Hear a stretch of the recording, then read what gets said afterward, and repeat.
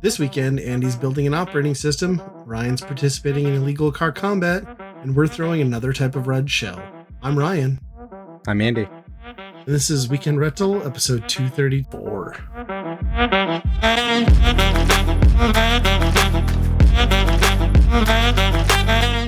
Hello, gamers, and welcome back to another episode.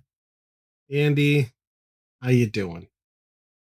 Other than being a melted puddle of a man at this point, we're not used to this type of heat. I don't know how people can do that. You think about the people that live on the equator and in Africa, and it's just like, I don't know how you could ever get used to that type of heat.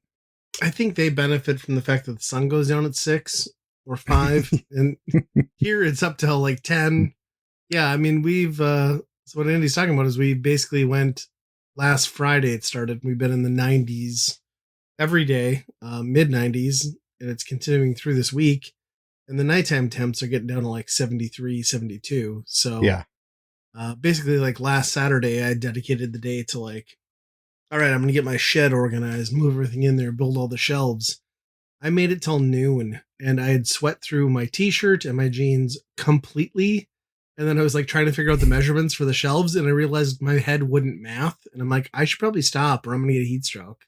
And then I laid on the couch the rest of the day feeling very sick, and then refused to leave the house on Sunday. So yeah, it's pretty much similar for me. We had our family camping at my house, which been doing lots of work and then just doing a lot of final prep, and it was just unbelievably amount of sweat. Just you could not even like keep my glasses from just having like beads of water on it all the time. It was like I just came up from swimming or something.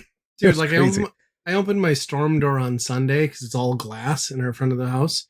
I opened it up and it instantly fogged up with like the AC, like cool air. And I was like, this is not what people are meant to be in. Like, this is bad. Yeah. Well, and it was so awkward because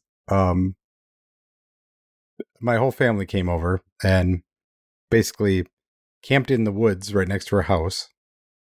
And everybody stayed outside. And just basically like, okay, we're pretending this house is not here, even though it has AC running. And it was so miserable that it was just like, you couldn't do like lawn games or anything. It's just like, you're just sitting in a chair. Well, it's not even getting cool enough at night to like be comfortable. Like you're laying on top of your sleeping bag, I'm sure, with your clothes off and still sweating. And yeah, it was, we didn't even like, both nights were like, are we doing a fire? Cause it's like, we're not even like, does not even sound good to even be next to a fire. We did have a little one each night, but it really didn't amount to much. The first night we I rolled out the big screen for the outside. Nice. We made a big movie night. Finally watched the Mario Brothers movie. Original? No, Mario Galaxy movie, I should say. Oh, I haven't seen it yet. Okay. But that was interesting. My mom was doing popcorn for everybody, but she was going into her apartment and doing a bag of microwave popcorn one at a time. Sure. And it was like 20 bags of popcorn straight. So she's like, I think the microwave doesn't like what's going on. Should have been like, come into our place, use ours too. And yep. And then I had the arcade games on in the shed, and it was really hot in there, and they didn't like that either. They were doing some weird stuff on the monitor, and I'm like, okay, this is not good. Yeah, it's rough. What did you think of the movie? It was all right. I mean, it is what it is, but the part that I just don't like about them is like, there's no, for as much money as they are going to make on these, and then, have Illumination, the Minions guys and all that, like, put some effort into the plot. No, you don't need a plot. No. It's just like, we're doing this. Now Yoshi's here, and now we're doing this, and we went to this place, and Star Fox is here, and now we're doing this. And it's just like, there's no rhyme or reason to what's going on in that movie. It's a 90-minute chase sequence with the thinnest veil of a plot. Yep. I mean, a fan service only does you so much, right? Right. Yeah. And it's I all think over my the big, place, right? Because it's oh Galaxy, yeah, it's Odyssey, it's Mario World. Mario 2, yeah. Yeah, Mario 2. It's My biggest laugh was like the Rob at the help desk yeah. thing. Like, but like even then, I was like, well, this would be funnier if I hadn't seen that Zootopia with the sloth, because that's all you're Mm. doing. That's You're pretty much just the same replacing thing. Yeah. sloth with Rob. So Yeah. And then, they just kind of go all out and just be like, well, there's Pikmin and there's, yeah. Game and Watch. And it's like, are we just doing Smash just out of the gate just for fun? Or I don't know what. I mean, at this point, they might as well make Smash, because these Mario movies are like so inoffensive and nostalgia driven that just do it. Like, just throw everything at it and let's call it good. You know what I mean? Yeah. Cause I don't know if you could do like you could maybe do one more that's like strictly like we're doing like maybe a Mario 64 style nostalgia Maybe. bait thing. But other than that, I don't know what else you would do that. I mean, if they've already jumped to Galaxy, like what else do you add? You know? But I Yeah. guess it's all a set piece and the story's inconsequential, so you could probably do whatever you want. I obviously highly doubt this is the last one we'll see because it made bajillions again. So Mm-hmm. maybe we're gonna get another video game adaptation from Disney who's taking notes after Moana just like tanked again. So That we is need a probably the video most game exciting. tie-in. Yeah, that's the most exciting news out of movies, right? Finally, a Disney Yeah. live action is failing, so Well, they can and it knock did it worse off. than Snow White, which is crazy. Yeah, But I mean, it's almost like maybe not waiting the full generational cycle for your animated movies to become more than a decade old to do them live action is a bad idea. hmm Seems like they probably should have been able to predict that, but who knows? yeah. It's kind of pretty high ego to basically say like we made a classic immediately, and now Right, we're 10 years ago, right? yeah. And the first one's good, but like, and then they did the second one, and that one was kind of like, and Right, it then was to a whatever. live Which was action. 2 years ago. 2 years ago. Yeah. And maybe it's just because like they didn't want The Rock to become like a grandpa, so they could use him. But like they could have done the live action without The Rock. You know what I mean? They could have Yeah. cast it with anybody. It would have been fine. Yep. I've had no interest in seeing this one, and I'll wait till it comes to streaming. And it seems like pretty much everybody else has the same feeling. So, I mean, $45 million for a Disney movie domestically is pretty bad. Yeah. Yeah. That's pretty rough. I wonder what I mean their last one, Lilo and Stitch, did pretty well, I think, but Right. That had I don't 20 know. years though. Yeah. And then Toy Story 5 is still in theaters, right? Like, why would you do two summer blockbusters back to back? That's a good Like, point. Yeah. This could have dropped in like September and it would have been fine. You know what I mean? Yeah. I don't know. Huh. Yeah, I didn't think about that. That's it's pretty stupid. Yeah. So was that the 4th of July was your camp out weekend? No, it was just this last weekend. We did. Okay. Yeah. Did you guys So do it was- anything for the 4th? Yeah, a little bit. Kind of did the same thing that we usually do, go see some family. But then it just kind of, the nighttime sucked because it was just like pending rain and storms all night long that never really showed up to do anything. So it's like, well, thanks for Yeah. giving us blue balls on that. Yeah, both nights. Yeah. 3rd and the 4th. Yeah. How about Yeah, you? same kind of thing. Yeah, we went to my parents' place in Park Rapids because that town has a great fireworks show when it doesn't get rained out. And then, yeah, I bought my son some fireworks, let him get some like mortars and cool stuff this year. And we did them all on Friday night, the 3rd, because I assumed it was going to be rained out Saturday. So we kind of had like our own fireworks show, which was cool. And then, yeah, it turned out Saturday wasn't that bad, like light sprinkles. And then went and watched the actual fireworks show, which, my God, I asked my dad, like, what do they budget per year for fireworks? He's like, 40 grand. I'm like, holy shit.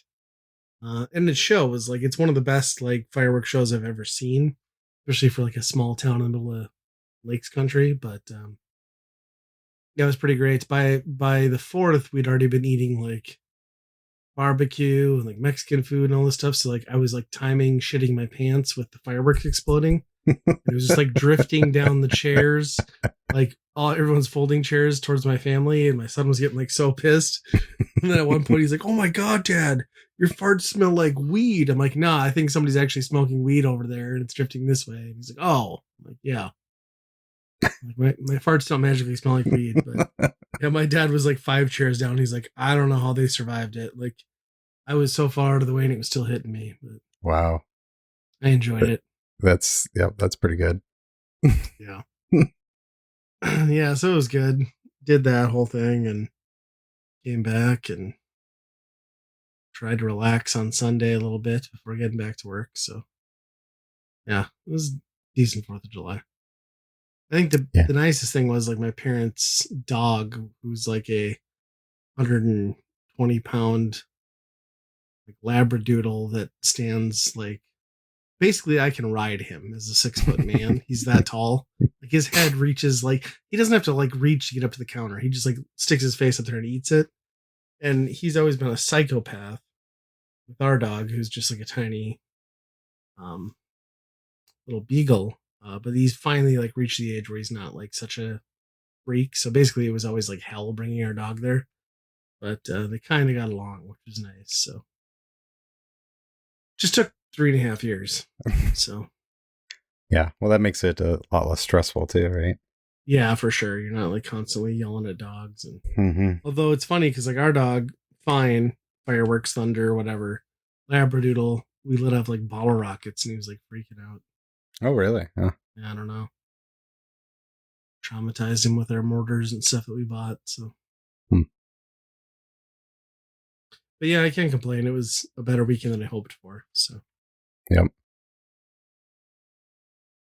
And then I guess we might as well get into it because we recorded our last podcast on the 30th June, and we just missed probably one of the biggest announcements as far as this podcast and retro collectors and gamers are concerned in history. And that was Sony coming out and saying, "Hey, video games on disc, we're not going to make those anymore after 2028. And by 2028, they meant like January 1st.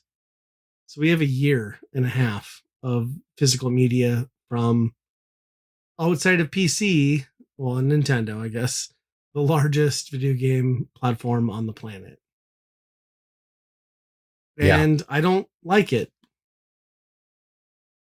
No, especially when you think of Sony as very focused on first party stuff anyway, to then not have those maybe be available at some point is unfathomable. I mean, some of the greatest games are in PlayStation, and just picturing that they could be just gone is crazy.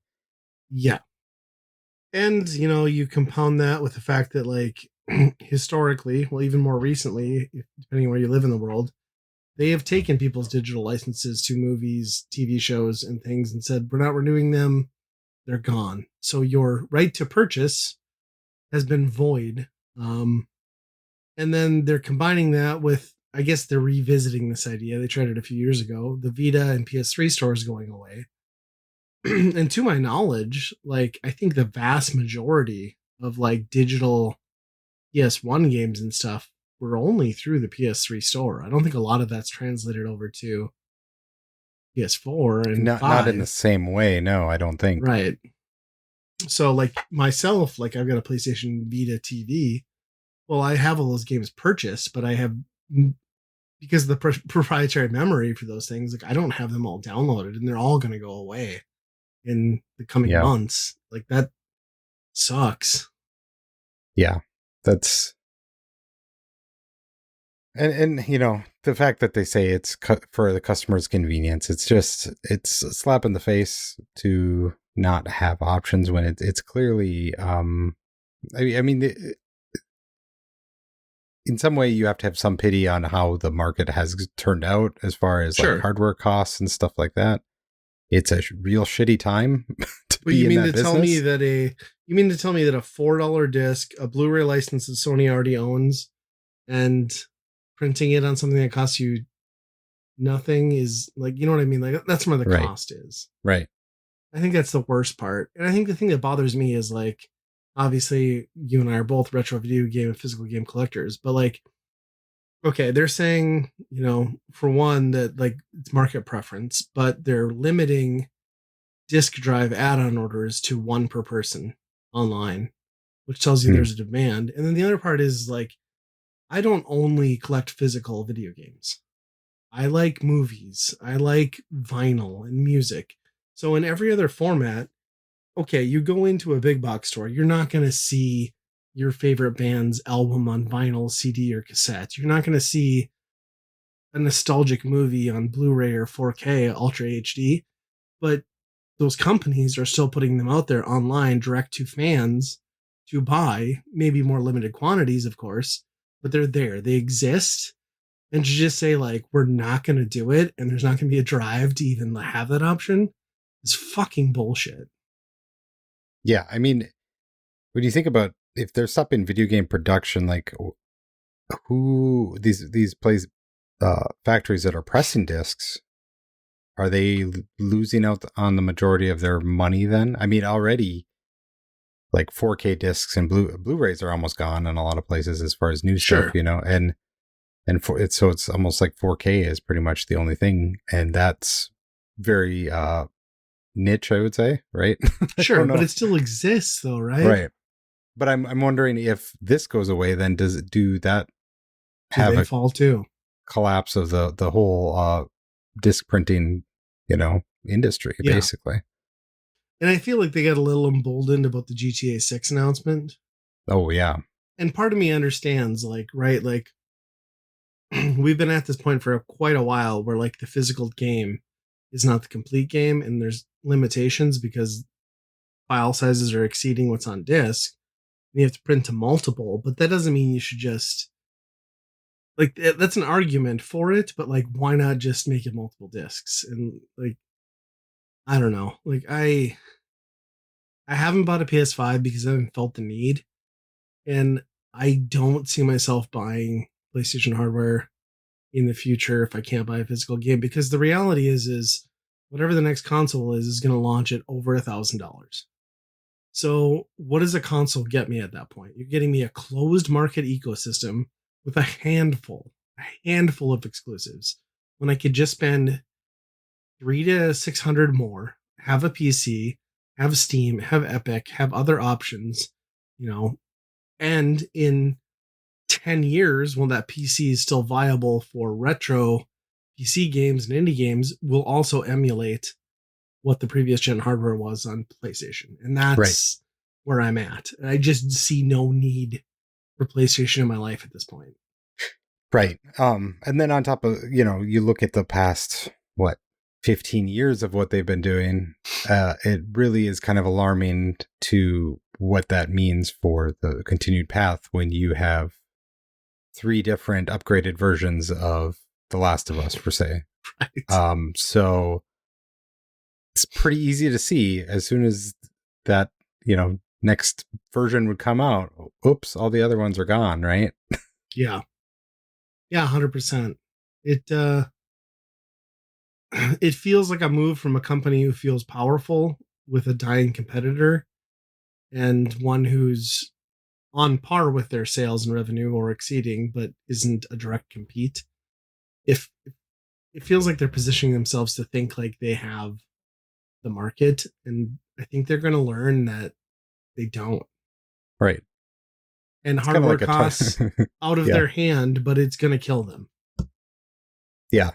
That, I mean, that's the other thing. Like, it's already a kind of a shitty thing already. Like, you're already, how are you not already just begging and giving every feature possible?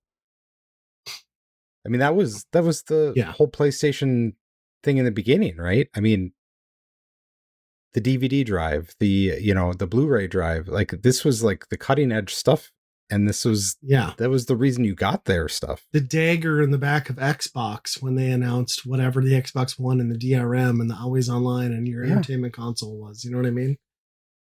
Yeah, I don't get it. And like, it worries me too. Like,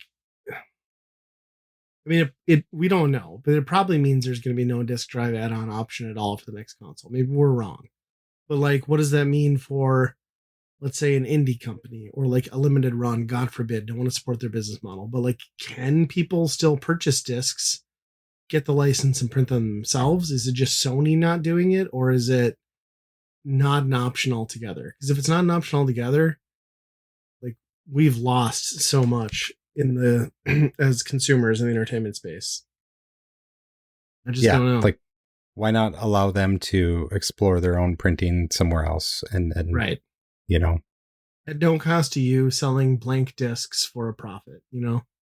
Yeah. And still charging them some marginal license fee to, like, you know, whatever encryption they need. Yeah. Because for the most part, those type of guys are, I mean, they're not the ones that are going to drive down the price of your current stuff, right? I mean, right.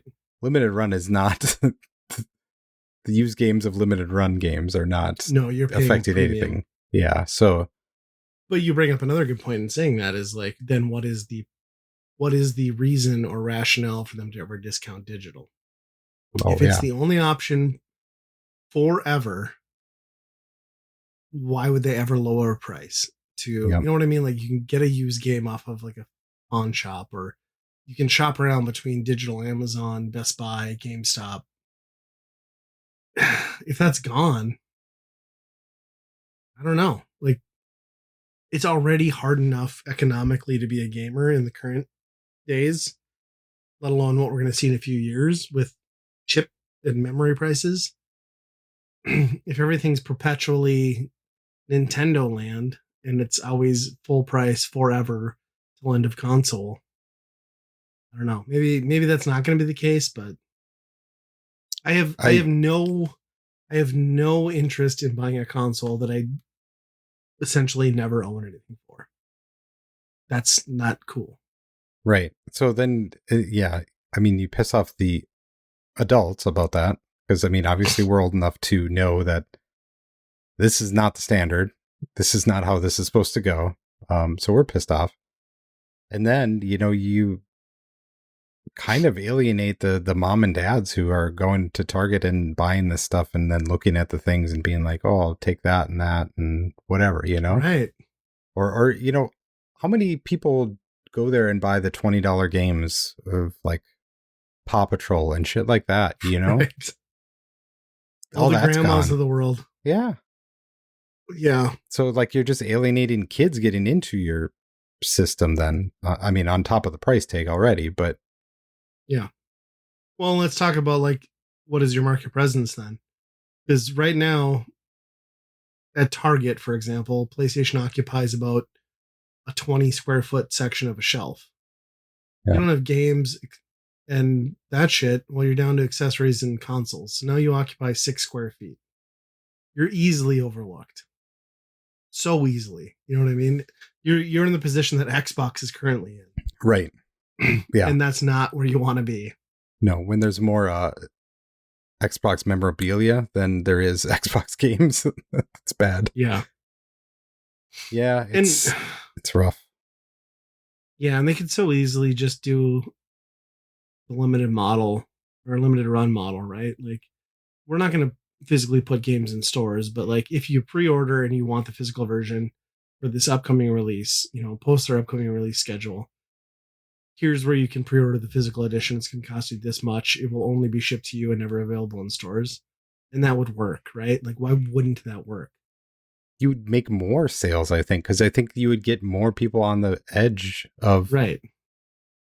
The people that, I'll wait till see what the game is like or reviews when you have to pre-order a disc, or it's gone. Yeah. Throwing a keychain and like a fucking trading card pack and charge $90. Like, I don't know. I just it just bothers me because, like you said, like, this could be like an industry like leading trend. I think it's gonna hurt them though. Like, maybe not in the sub 30 crowd. Like, those people are used to their 10 games that they play perpetually, but like, at the same point, like, what's the reason to upgrade? Because your PS5 is probably still going to be viable for 7 years after the PlayStation 6 launches. Yeah. So, I don't know. I I can understand the rationale, and I don't like it. It it pretty much ends me as a consumer of their products, without question, and that Yeah. sucks because I I think the PlayStation and its hardware was a seminal thing. It like changed gaming forever, but this is not changing gaming in a way that makes sense to me. No, not. I mean, there's no bonus trade off, right? Like if they were doing something on the other side of this, Yeah, maybe you can work that in. But I mean, to basically just come out and say we're not doing it for obvious reasons and it's a convenience to you. Okay. right. It's convenience until you revoke our licenses in 10 years, and then Yeah. and even just like, just again thinking about everything I'm going to lose on the PS3 and Vita because I just don't have the hardware space for it. It's bullshit. Yeah.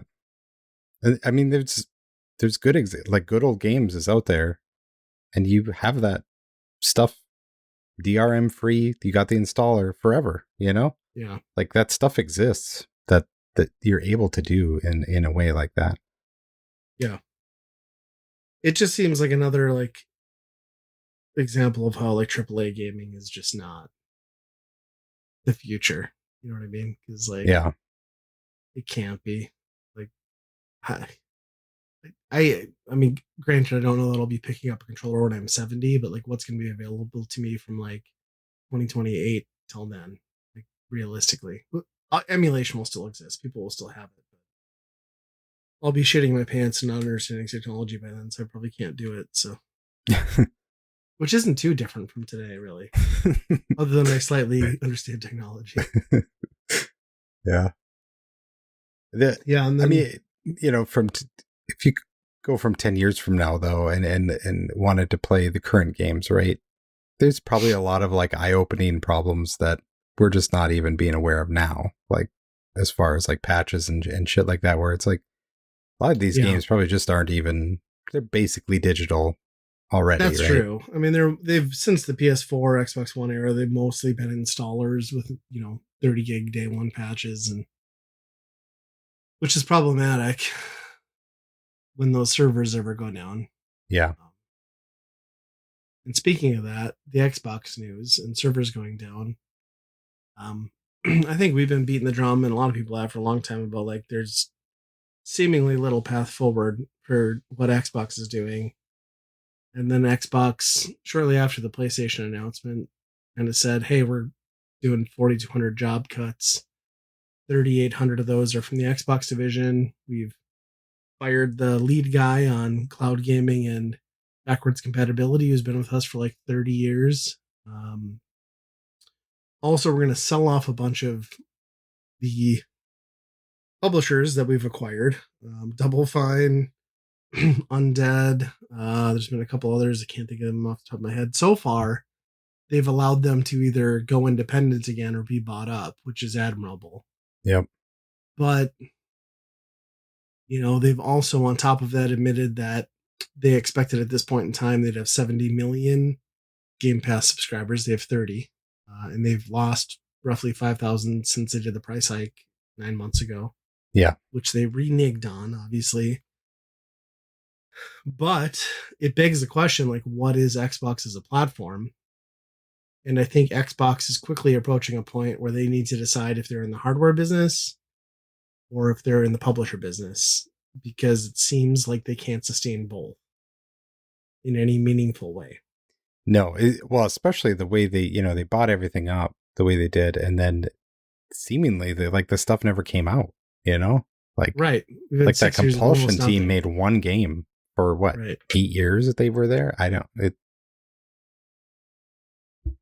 That stuff just can't happen anyway. Like they on that front, like that's probably a good decision business wise anyway. If like a studio can't make something happen, Yeah. But on the flip side, yeah, it's kind of alarming for Game Pass if that was their backbone and that's not what it needs it to be.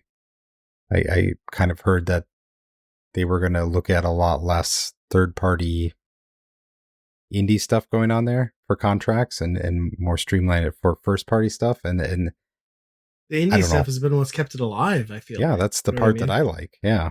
Yeah. Yeah, and it's just like, they've been generous with these smaller devs and independent studios. Double Fine has a pedigree, but like, what's going to happen when you're to the point where like the business is no longer functioning, and now we're talking about Blizzard and Activision, and like, you can't just allow those people to go independent. I mean, they're not going to get the funding necessary to do that. So you're going to have to sell them off, Yeah. or do you just become a publisher? Um, and I wonder if that's not the route they're going to have to go. Because the hardware, I mean, they're so abysmally behind. PlayStation's going digital. Which, For the I most mean, part, Switch 2 is digital, right? it sounds like the next Xbox is digital, although they are testing some like disc to digital Yeah, disc conversion or to, something like yeah, that, which could be which is a great interesting, but option. yeah. Yeah, disc to digital license is a great option compared to Sony. But I just feel like there is no need for them to enter the hardware market again. Yeah. What would they possibly do besides like maybe adding a disk drive and printing physical discs as an FU to Sony? But that's not going to bring back the market share. They're 1/5 of what Sony has currently. They haven't been relevant since the PlayStation or Xbox 360 era. They have no store presence. Everything isn't an Xbox anymore. Yeah. So, it's just like you're cleaning house because you need to. I get it. It's bullshit from like a human cost perspective, but I don't know. Like I really don't know. When I really cringe at the idea of all the people and properties and Bethesda and Activision, everything they bought up, just like going down with the ship because Xbox can get their shit together. Yeah. And I think we're close. Yeah. It seems like something big has to happen, and it probably will happen if it doesn't turn around in the next year, right? Right. All signs pointed to me, for me, was like they're going to be the ones that are on the forefront of the AI stuff, right? They're going to be like, we're doing all the AI generated video game stuff because they have a pedigree in that stuff, And whereas nobody else does. From there, yeah, right. But it sounds like they're not. They've like shut down some of that. Like they've put a hard wall up against that AI stuff, and I think obviously there's a lot of pushback on that type of thing for a lot of people. Right. But I think eventually that might be the thing. Well, it's a headphone jack and the Apple, right? Like it sucks, but it's the standard going forward. Hey, like it's back on the Trump phone. We're getting it back. America's been liberated. Yeah. Yeah. But I mean, it's one of those things where if a competitor is using it and obviously is showing hands and above better than you have to play in that playground then too, So I'm surprised that they're not leaning that way since they have the advantage on that stuff. But yeah, they have an opportunity with that. But I think there's just like such the baggage of like ill will among gamers in the community that like I don't know that anyone would trust them to do, it's just like it's too little too late. And like I love Xbox. I think Halo campaign reimagined is going to be a big litmus test. If that comes back with like 6s and 7s for view scores, I don't know. Yeah. Like, what do they got, right? Yeah. Like, because they've really just like strangleholded all their killer IPs. Their hardware, the Xbox Series X is a great machine, but if you don't have anything behind it or a reason to own it, which after all these years I still feel like I don't. Yeah. And I love Game Pass. It's a good convenience. It's a reasonable price to me. I know not to everybody, but like if they're acknowledging it's not sustainable, I don't know. This feels like a very Sega moment to me where they're going to have to make a hard decision. And I don't think hardware is probably the right one. Yeah, I don't think so. It's just crazy that they kind of didn't take advantage. I mean, they own the rails on the PC side with Windows, and they've tried, but they've never taken advantage of that, and they let Steam take over, right? It's crazy. But that's still their avenue for revenue growth, right? Like it's still just focus on the PC ports, like, right? Like do that. Like you have like people playing like Bethesda games are gonna go nuts over the PC version over the hardware version anyway, right? So you have the right studios to make that highly profitable and still port them to whatever the next PlayStation is and make a bunch of money. It doesn't need to be your machine. Like Xbox can just be a brand, you know? Yeah. Or even a launcher on your PC, whatever. Yeah. Right. And even if they just do Steam, like whatever. But yeah, I don't know. It just seems more and more clear that like they're in a hole that I don't see a reasonable path forward through. Well, and they're kind of a black sheep of the company too, because like all the investors hate the Xbox side of it because it's not as profitable. It's a very public company that is not making the margins it wants on the gaming side and hasn't really ever. Which sucks because, I mean, they're making money on the AI side and all the Windows side through the roof, right? So it's like, it's not like the margins are terrible. It's just that comparatively to that, it looks pretty bad. Drags them down. Correct. Yeah, it's pretty wild and sad. I mean, it's just, what Xbox represented like as a complete disruption, like especially coming in when they did on the heels of the Dreamcast and Sega's demise, and like the odds that they would become what they did with 360 and introduce some seminal franchises on both the Xbox, Pioneer Live, like figure out how to do that on console, knock it out of the park with like so many great IPs in the 360, and just shit the bed for the last 15 years is not great. Yep. No. And I know people always like point to the numbers, right? Like, oh, PS3 technically sold more than Xbox 360. It's like, yeah, they came out with like a bunch of like late legacy models that were dirt cheap, and like I guess it sold better overall, but like nobody was talking PlayStation during that generation. Yeah, especially not here. Yeah, everyone was online. Yeah, globally, right? Yeah. Yeah. Which, speaking of that, I was looking at sales numbers for Japan by console. It was like last week's model, whatever, and it was like Switch 2, like PlayStation, and then you get down to like Xbox Series and Series X, and like those numbers were like 400 consoles, like just nothing. Like combined, they didn't even reach like 1,000. It was unbelievable. Right. It's probably like, where did those guys even buy that? Right. But the PlayStation stuff is not even selling as much as it used to over there either. No, so it's still way, way, way higher. But yeah, it's like, it seems like Japan is all, Nintendo. Yep. It's all Switch and Switch 2. Well, that might be us, because I don't know if Xbox checks out now and PlayStation keeps going the way it is. We might be left with just a Nintendo console. I don't know. Yeah, I was just looking at my sad stack of exclusive games for the Switch 2, and I'm like, I've owned this thing for a year now, and I have 8 games for it. It's not a good look. Yeah. Is what it is. And none of them are super like amazing either. I mean, Donkey Kong Bonanza is amazing. And then after that, it's like, all right. I don't know. Well, enough with depressing, pessimistic crap. What's Solar Punk? That's a Game Pass game that I would have never played if it wasn't on Game Pass, which is... There you go. Kudos kind Xbox. Of the whole reason that I love Game Pass is finding this stuff. Yeah, Solar Punk is it's a survival game. It's a knock a tree over, build a thing, survival type thing. The little bit of a twist is, you know what Skyblock is, kind of in Minecraft.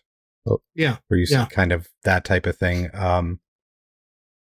a little like that with a more stylized 3D environment. Little islands floating in the sky.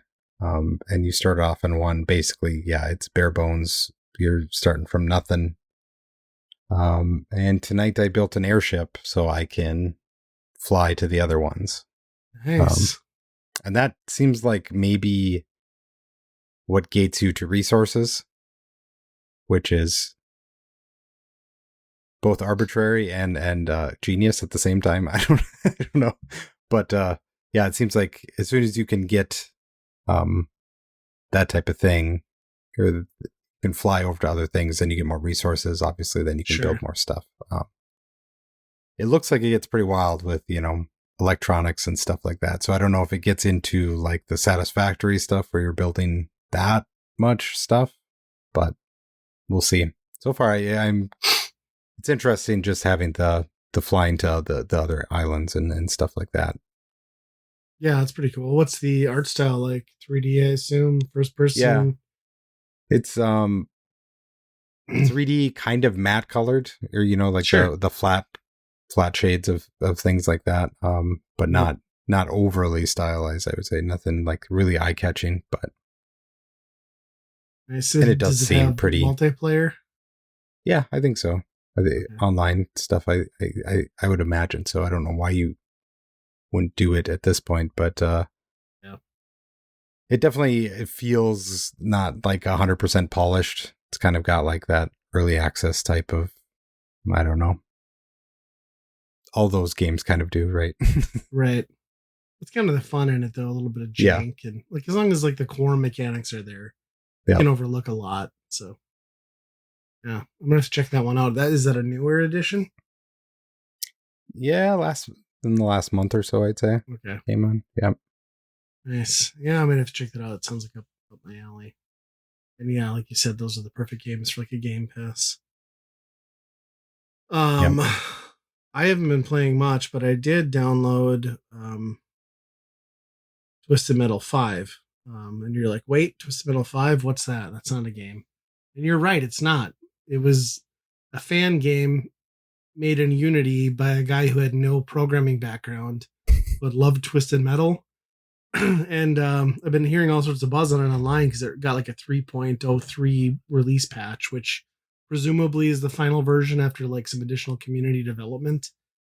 But free to grab. You go if you search Twisted Metal 5 and look at the lead guy's YouTube video, he has a link to a Google Drive where you can download a file with an executable. So do this at your own risk. This is like, I'm putting that out there, own risk.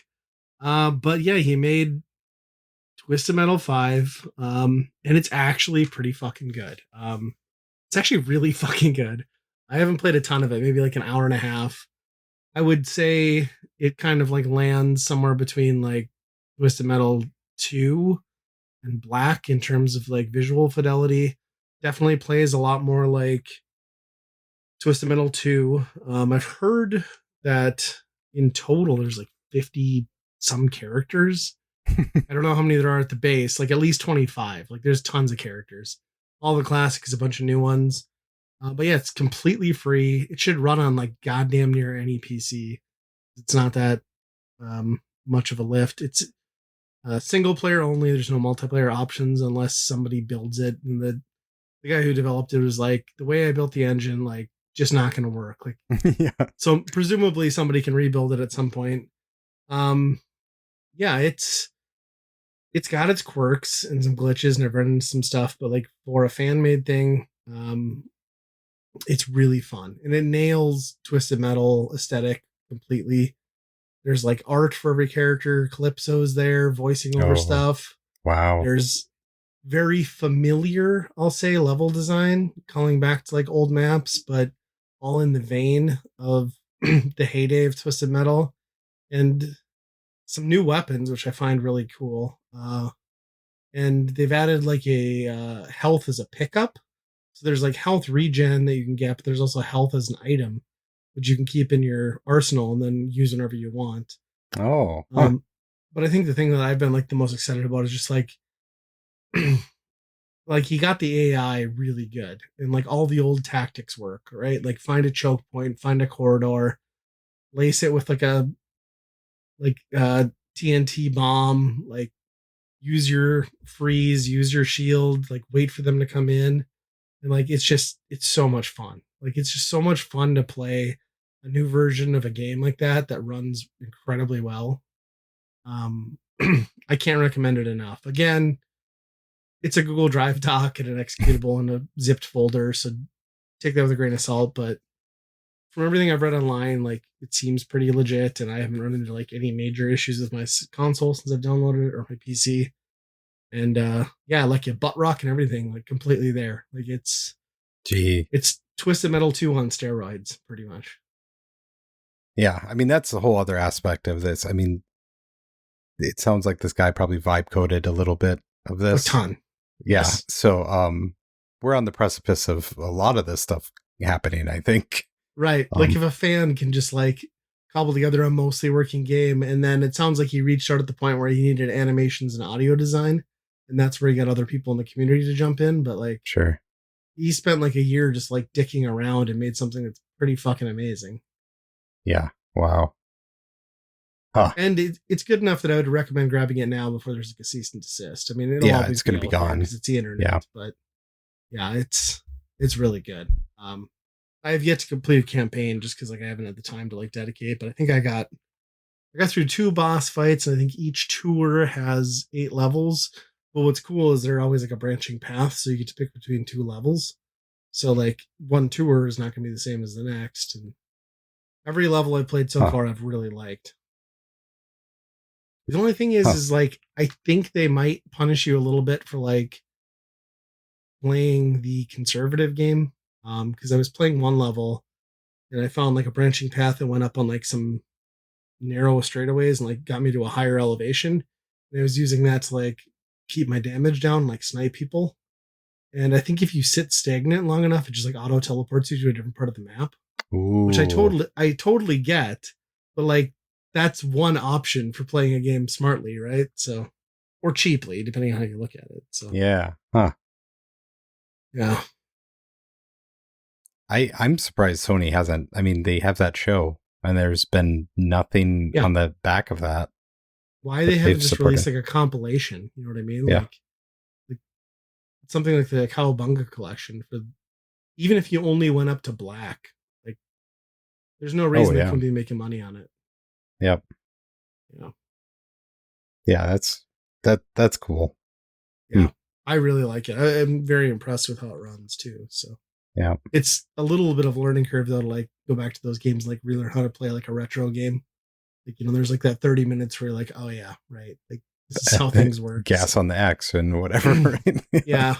But I was just like smiling ear to ear, like the first time I punched in like the freeze code and it worked. And I'm like, yes, like this guy nailed it. You know what I mean? So it's cool.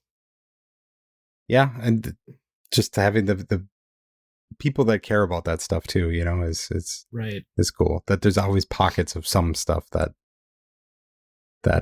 you know is resurrected, and in this way it can really happen just for, you know, you can get 80% there just on your drive to one and to get it done, right? Yeah, 100%. Yeah.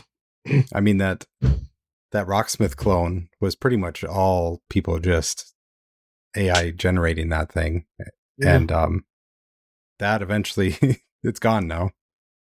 Ubisoft. Oh, is it? Ubisoft went after them. That sucks. Mainly because they were using a way that they could unpack the tracks from Rocksmith, so it could read the actual code from that stuff. So legally, I suppose they were in a lot of hot shit for that. But so is it like a point though where you have it installed, you can still play it? There's just no updates? I can still yep. And nice. Maybe I should find it. There's probably deep underground people who are looking for that yet. Yeah. Like selling tapes. Yeah, and I have a sneaking suspicion that's where this game's going to end up too, because it's getting far too much notoriety. It's using every asset. So it'll probably be gone at some point. I mean, not permanently because internet. But yeah. Yeah. Cool to see though. What is Home Lab? Are you making a lab in your home, or is this a video game? Sort of. I've been working on taking an old laptop that I had from work and a couple other PCs and putting virtual servers on it and doing a whole bunch of like home assistant stuff, life, like organization, life wiki stuff and like stuff like that. And it's been interesting, like getting that set up in a way that makes you think about things different. Like I have a system where I can schedule like what I want to play, because oftentimes it's just like you just waste the night, right? Because you're just like, I don't even know what to do, right? Sure. Go into Netflix and you just scroll through things and or look at my Steam library and whatever. And the one thing I did was I scraped how long to beat on all the games in like Game Pass and my Steam library. So it's easy to see like exactly like what are the short games here, you know? What are the ones that are going to take longer? So that part really helps finding stuff that you might be able to beat in a night, because oftentimes that's what I care about more than the game I'm playing sometimes. I don't know. So you're literally like micromanaging and editing your entire free time throughout the day. A little bit, yeah. The main thing was trying to structure summer life with kids, because they need the structure more than anything. Sure. So it became a chore chart type application first. How do you get them to execute upon what you've scheduled, though? It's mostly their chores. You set like to-dos and stuff like that, and there's like points and stuff they earn. Then they can spend the points, and, like, mark it off and stuff. Yep. We have to approve it, that it's done, that type of thing. And then they can do the same thing. They can suggest what they want to do for the evening, and then obviously if they had a good day, it's weighted better in what they want to do. So have you like scheduled the master bedroom module yet, where you after 10 p.m. like curriculum? Or probably wouldn't fly. I haven't integrated her cycle app yet, so or how much I've pissed her off a meter. Right, could be tricky. Well, that's kind of interesting. I mean, if it's working and getting kids motivated, it's even cooler. So yep. Yeah, it's kind of wild once you get going, and then you just kind of integrate AI into some things, and it's like, wow, this is kind of crazy. Because I don't know, I built a system that I don't know if I could keep up with, but technically I can take a picture of my pantry, and it's supposed to inventory everything I have. Really? And then basically say, this is what you have available, and these are the recipes that you could make with the stuff that's in your fridge and pantry and all that. Nice. Have you tested it? Like, put a can of like dog food, pinto beans, and like hot dogs just to see what it come back with? Yeah, it's pretty good. There's some things like it'll mistake certain things if the lighting's not right. Sure. But the most effective is like scanning a barcode, because there's like a database that has all that food stuff, so it knows what all that is. It's pretty wild, man. Yeah. Are you going to like share that publicly with like the source code with like some group and see if they build upon it, or what's your plan with it? Maybe. I don't know. Yeah, I don't know. There's so many things that have been tailored just for me. Like There's a whole section that imports my board game geek collection. So, sure. Which is also part of the suggestion, because it tells you how many hours, how much time it is and how many players it is and stuff like that. So you can kind of. I mean, there is a demographic that we see at conventions that we go to that would gravitate towards this. So yes. Yep. Those people probably need this more than you. So yeah. It turns out it does not make me play video games more, though. So no. You just read the suggestion, you're like, nah, I'm good. Yeah. Yep. That's cool. Interesting. Very interesting. Yeah. Are we on to staff picks already? I think so. I think we both have very similar ones. You might as well go first. I've been seeing the Dave or famous Dave's or no, not famous Dave's, Dave's Hot Chicken advertisements for this. So. Really? I didn't know that was a exclusive thing. meal with figurine. Yes. Really? I didn't know this was a thing. Huh, I might have to. Yeah. X-Men 97 season 2 has come out, and I was worried the direction where that ended that it might not pick up in the same direct, or it might not have the same staying power that the first one did, first season. It really turned a corner and made it even better. I think Really? It's kind of nuts what they've done with that, and it just blows my mind that it is seriously a continuation of that old show, but it's made in such a more thoughtful way and like more adultish way too. Sure. I mean, even my wife will watch it. Like, there's no way you could go back the old one and be like, okay, honey, let's watch the old X-Men. Yeah. But they've made it and still thrilling enough where the kids are obviously involved in it too. And yeah, it's kind of nuts. And such a love letter to X-Men too. Like, if there's one episode where it's the season starts out and the team is stranded in a whole bunch of different time periods. So there's all different groups of people, right? And in the modern time period is Cable, who in the comics always led X-Force. That was his comic book, right? Cable and Deadpool and all that stuff was all X-Force stuff. So him in the modern, they did one episode with what his team was doing in the modern, or the current time, which is the 90s, I guess, at that point. But,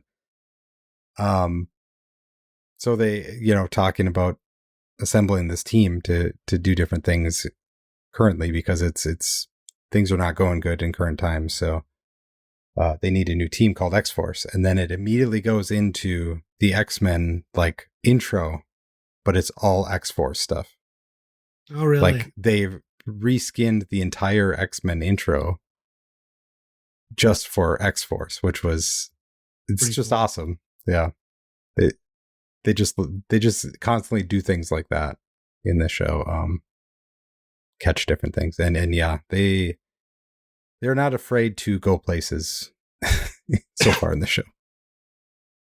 Yeah, it's pretty cool too, because like after the live action movies, I mean, minus like Wolverine and stuff, like it's been like a 15-year drought for like X-Men fans. So it's cool that this is still coming out. What does it stream on? Disney. Yeah. Disney. Yeah. And you've watched the whole thing? They're I think there's 4 episodes out now. They do a new one every Wednesday. 1 a week. Yeah. So it's kind of one of the few shows that's like, it's dropping. I'm watching it tonight. That I haven't done in a long time. That's cool. Yeah, I never did watch the first run, but definitely interesting. Yeah, you should check it out. I liked the old cartoon, obviously. Yeah. The problem with the old cartoon was the way Fox like aired stuff, like constantly out of order and like. Oh yeah. There was no continuity, so. Yeah. And that would be really bad in this one. Sure, I would imagine. Yeah. Yeah. With some actual thoughts and everything into it. Yeah. Yeah.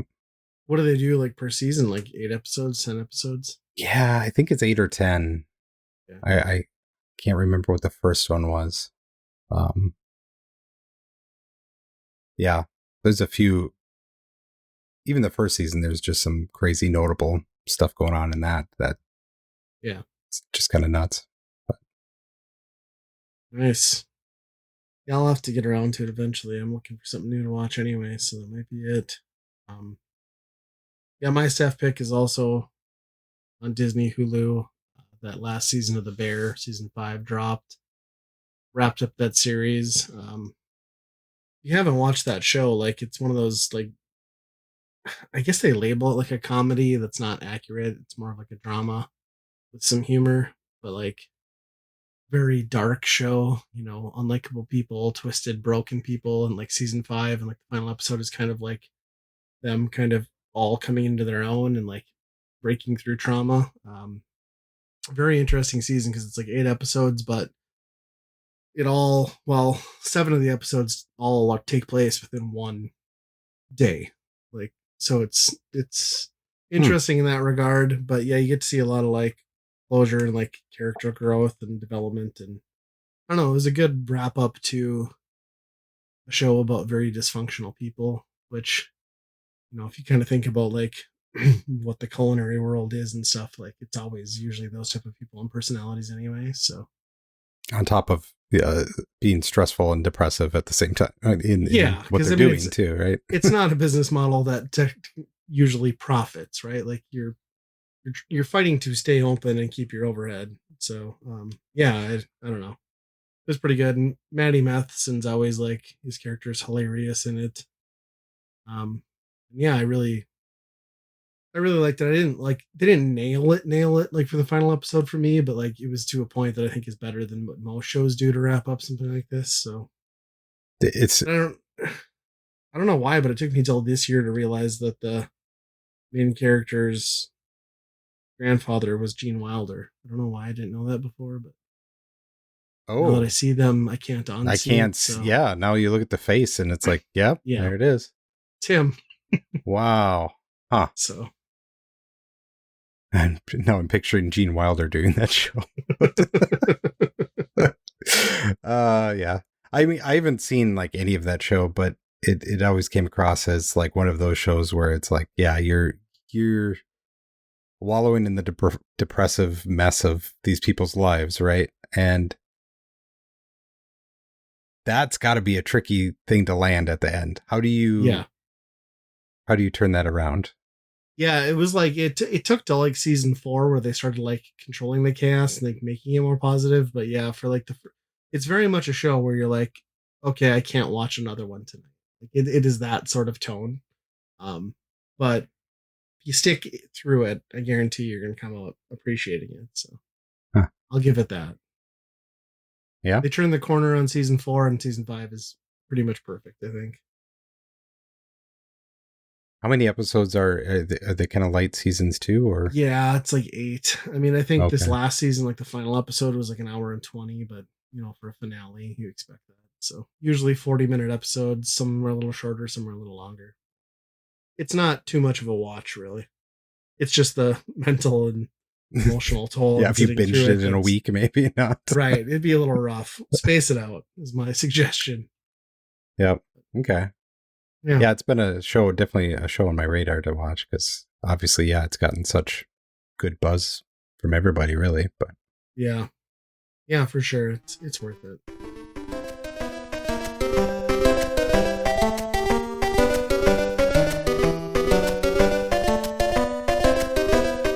If you're having a good time with us at Weekend Rental, I think you might enjoy all the great geeky stuff found on the Geekade Podcast Network. They've got podcasts about games, music, movies, and more. Plus, if you order off their secret menu, also known as the Geekade Patreon, you just might find an exclusive movie podcast hosted by Ryan and myself. Check it out over at geekade.com. And hey, if you'd like to turn Weekend Rental into a true multimedia experience, our YouTube and Twitch channels might just be for you.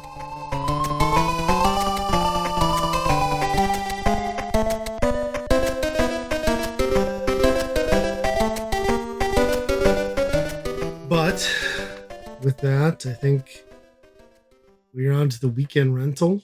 Weekend Rental, of course, Andy and I play a game for a given system, give our opinions as to whether we would buy, rent, or burn that game. We're back to the Virtual Boy, and we're talking about, I mean, one of the games that pretty much everybody associates with it, and that's Mario Clash. I don't think this was the launch game, right? It was Mario Tennis. Tennis, I thought, yeah. And then maybe Tellero Boxer. Mario Clash is, I guess, the best way to describe it is Nintendo reimagining the Mario Brothers arcade in a 3D space. And that kind of gives you a pretty good indication as to what you're in for, right? Like it is a level by level, set time on the clock, eliminate the enemies, and rinse and repeat. We talked about Jack Brothers a couple episodes ago and how kind of like lackluster that was as a game to boot up. Mario Clash comes with like a nice intro sequence, not a lot of story, just like a blimp in a tower and some bombs, but gets you excited. And then it goes to a nice splash screen, and then you're Mario standing on a couple platforms with pipes and enemies coming through them, just like you would back in the good old arcade. So, except it's all red, right? And you're not bumping them from underneath. No, instead you have a foreground and a background. There's 2 levels, 2.5, I guess, on each. So, yeah, that's kind of maybe the more interesting part of that is like obviously that's the selling point is to have depth like that, which is cool. I think how the pipes are wrapping around and doing all this stuff. They get pretty intricate at some point where you're like, yeah, it becomes an actual almost Mario level because it's your pipes are going all over the place and you have to keep track of which guys are going in which direction all the time. But yeah, it quickly turns into a lot of throwing shells to the opposite side. Yeah, foreground, background, yep. Mm-hmm.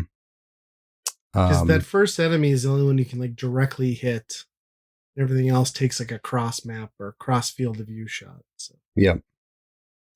Yeah, so you jump on the normal Koopas, and they basically are your weapons for the entire game, I think, right? I think so, yeah.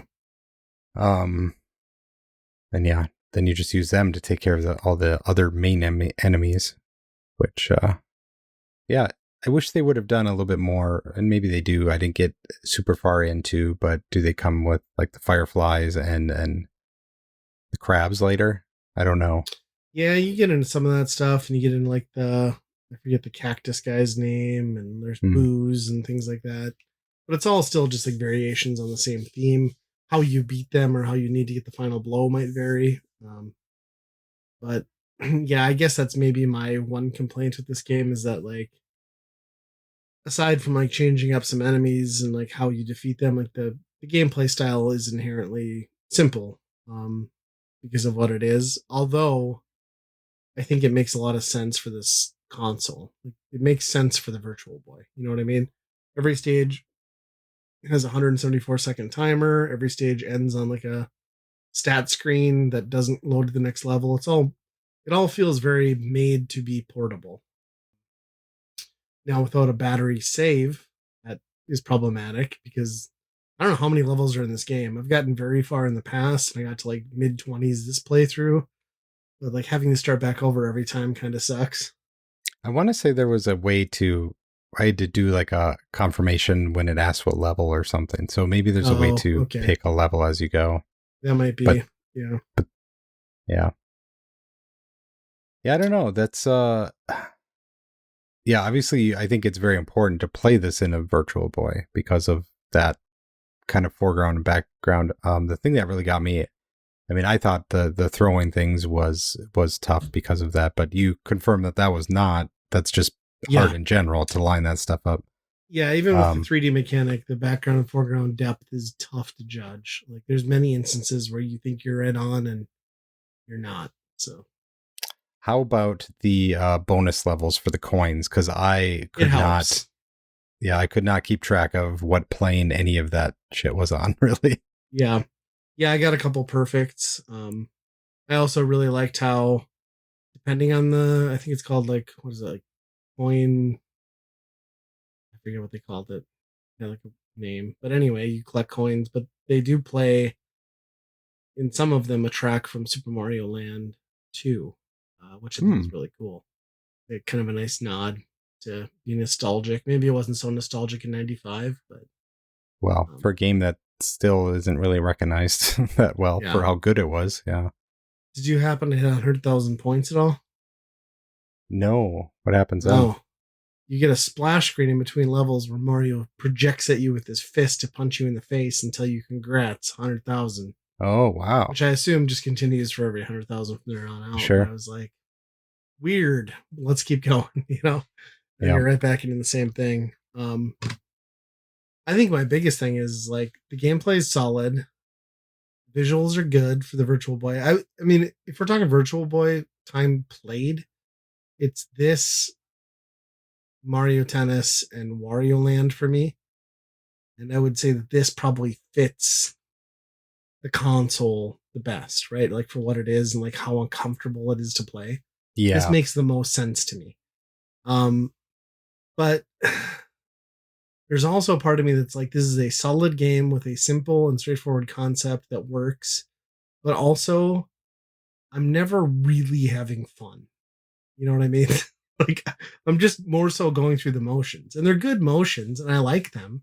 And it's a cool reimagining of like the original arcade game, but also it just never does it doesn't do the Donkey Kong 94 thing, right? Like where it just becomes something like altogether different and like amazing. And that's maybe where it's a little underwhelming.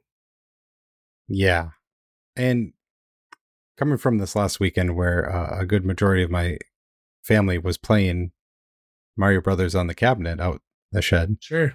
Like that game, there's a lot more oh shit moments or like quick corrections and stuff like that. Like things that pop out of nowhere, and this game is much more laid back and kind of like, as long as you're paying attention where everybody's at and what direction they're going, you're just kind of navigating, right?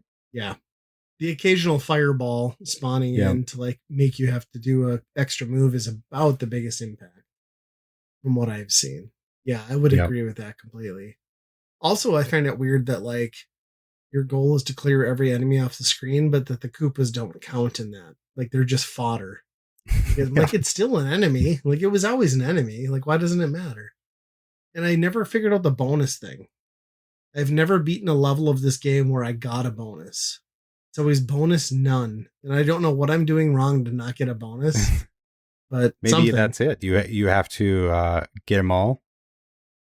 In you one have to hit? time it so you hit or the last shell that you throw is also killing an enemy, so there's no Koopas left. Yeah, I don't know. I mean, I did learn that like comboing with the same shell indefinitely throughout the level is like what gets you the mushroom power-ups and stuff, but like there's very little incentive to want to do that, Yeah. I mean, I think that might be the most fun in this game is when you are kind of in the foreground and there's just like a shooting gallery of enemies trucking along in the background, and you're just repeatedly whamming them. Yeah. Did you figure out what the mushroom did? No, like the number would go up and down, and I don't know. Well, did you get one on screen? So the mushroom would come out. It happened to me 2 or 3 times, and it's like not the normal mushroom. It's like a smaller mushroom. You get it, and like the border kind of flashes and the music changes, but I have no idea what it did. I didn't become invincible. I didn't become bigger. I don't know what that did for me. So I'm sure somebody can tell me out there, but. Points deducted for no POW block that I saw. Yeah, that is bullshit. Just having a static brick like ledge is not cool. Yeah. Yeah, I think this is like, in my opinion, like the ultimate Virtual Boy game. I just think like it's very solid. It's recognizable characters. It's clear visuals. The 3D aesthetic aids, but is not critical to gameplay, and its level design is made for this type of console. It's so inoffensive, but almost perfect in the medium that it was made for. You know what I mean? Yeah.